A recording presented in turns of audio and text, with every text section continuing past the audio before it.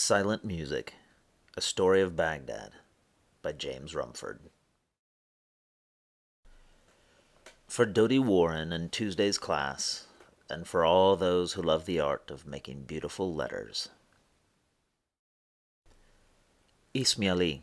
My name is Ali. I live in Baghdad.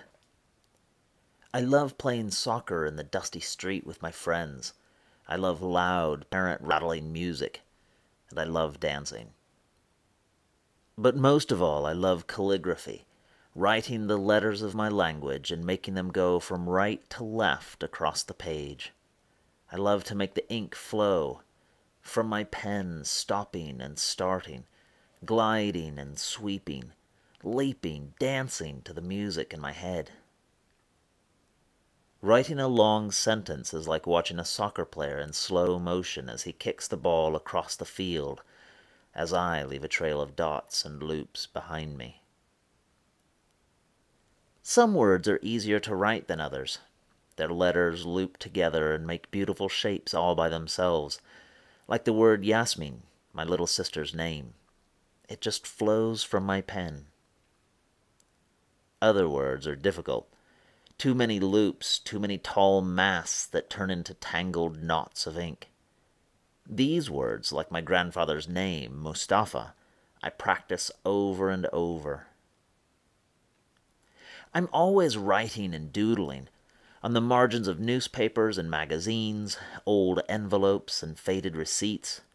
Everywhere, even on the fogged-up windows in wintertime, or on the mirror in the bathroom. My dad laughs to see the messages I leave behind suddenly leap back to life as he steams up the mirror while shaving. My mother jokes and calls me Yakut, after the most famous calligrapher in the world. He lived in Baghdad too, 800 years ago. He practiced writing every day. He invented new ways of making letters. He was a genius. I don't tell anyone, but he's my secret hero because he could create such beauty. There's a story they tell of Yakut. One fearful day in the year 1258, Mongols attacked Baghdad. As they burnt the city and killed hundreds of thousands of people, Yakut fled to a high tower. There Yakut created beauty.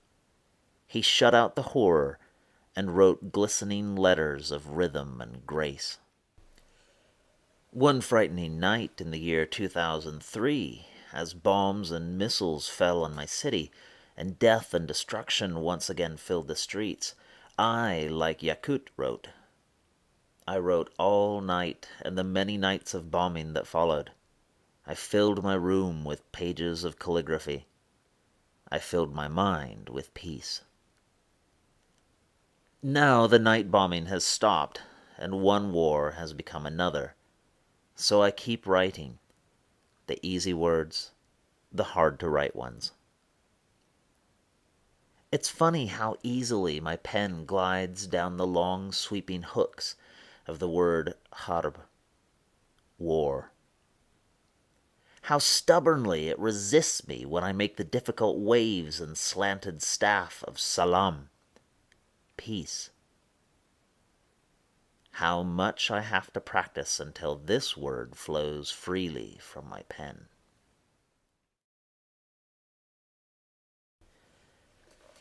Author's note. Calligraphy, or the drawing of letters, is an important part of Islamic culture.